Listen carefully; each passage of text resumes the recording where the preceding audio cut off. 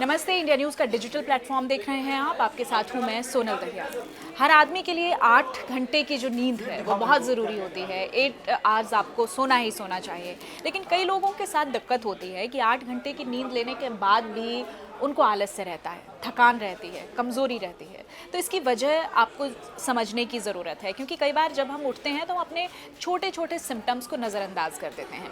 जब आप बिस्तर से उठेंगे तो आपको जॉइंट्स में पेन होगा, या फिर आपको लगेगा कि अब थोड़ा और सोया जाए, या फिर ज़रूरत से ज़्यादा जब हम नींद ले लेते हैं तो भी हमारे साथ इस तरह की दिक्कत होती है। तो आपको अपना जो स्लीप पैटर्न है उसको अच्छा रखने की ज़रूरत है। सुबह उठते ही अगर आपको आलस आता है, आपके जोड़ों में दर्द रहता है, आपको किसी तरह की जकड़न महसूस होती है, तो आपको इसको नज़रअंदाज नहीं करना चाहिए। क्योंकि कई बार हम सोचते हैं कि लैक ऑफ रेस्ट की वजह से, लैक ऑफ स्लीप की वजह से ऐसा हुआ होगा। लेकिन अगर आप पूरी नींद भी ले रहे हैं, पूरा रेस्ट भी ले रहे हैं, लेकिन बावजूद इसके आपके जोड़ों में दर्द है, कोई जकड़न महसूस हो रही है, तो उसमें आपको सजग रहने की ज़रूरत है, क्योंकि फिर आपको डॉक्टर से कंसल्ट करने की ज़रूरत है।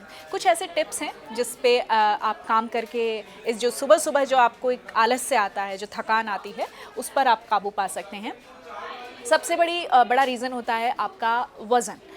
अगर आपका वज़न बहुत ज़्यादा है, एक्सेस में है, तो आपको दिक्कत होगी ही होगी। आप कोशिश करें कि अपने वज़न को कंट्रोल रखें। आपका वज़न जितना कंट्रोल्ड होगा, आप उतने ही ज़्यादा चुस्त रहेंगे। आप एक्सरसाइज़ करते रहें, क्योंकि छोटी मोटी एक्सरसाइज़ आप दिन ब दिन, चाहे आप ऑफिस में हैं, घर में हैं, तो आप एक मूवमेंट ज़रूर रखें अपनी बॉडी की। क्योंकि बैठे बैठे भी हम कई बार अक्सर लैपटॉप पर काम करते रहते हैं, या किसी एक ही जगह पर काफ़ी देर तक बैठे रहते हैं, तो ये हमारी सेहत के लिए सही नहीं है। मूवमेंट बहुत रखें, अपने शरीर को थोड़ा सा थकाएं, क्योंकि ये बहुत ज़रूरी होता है। गुनगुने पानी से, क्योंकि जो ये बहुत डॉक्टर्स भी कहते हैं कि गुनगुने पानी से आप नहाएं, बहुत ज़्यादा ज़रूरी है। अगर आप बिस्तर पर ही लेटे हुए हैं तो थोड़ा स्ट्रेचिंग करते रहें, आपकी बॉडी की मूवमेंट जो है वो होती रहे, ये बहुत ज़रूरी होता है। जो सूजन बढ़ाने वाली डाइट है वो ना लें, क्योंकि कई बार आपको क्या होता है, चेहरे पर भी सूजन हो जाती है, आपके बॉडी पे भी सूजन फील होती है। तो ऐसी डाइट आप प्रॉपर अपनी लें जो कि आपके फेस पे या आपकी बॉडी पे किसी भी तरह की कोई सूजन पैदा ना करें, उससे भी आपको दिक्कत हो सकती है।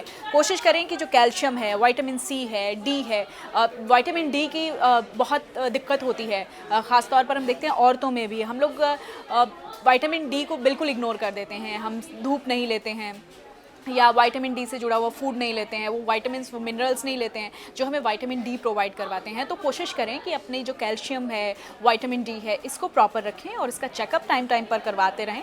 जो जोड़ों में दर्द अगर आपको होता है तो फिर आप कोशिश करें कि जो यूरिक एसिड है, गठिया है, इसकी जाँच ज़रूर करवाएँ।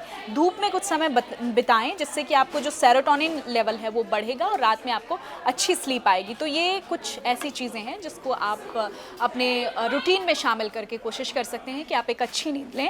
और अच्छी नींद के बाद कई बार आपके शरीर में कुछ दिक्कतें होती हैं, कोई ऐसे विटामिन मिनरल की कमी होती है जिसकी वजह से आपको आलस्य रहता है, थकान रहती है, तो वो आप डॉक्टर से ज़रूर चेकअप करवाएं, क्योंकि ये सामान्य नहीं है। अगर आप 8 घंटे की प्रॉपर नींद भी ले रहे हैं, उसके बावजूद आप थके हुए रहते हैं, तो ये फिर कंसर्न का विषय है और आपको इसके लिए डॉक्टरी जाँच ज़रूर करवानी चाहिए।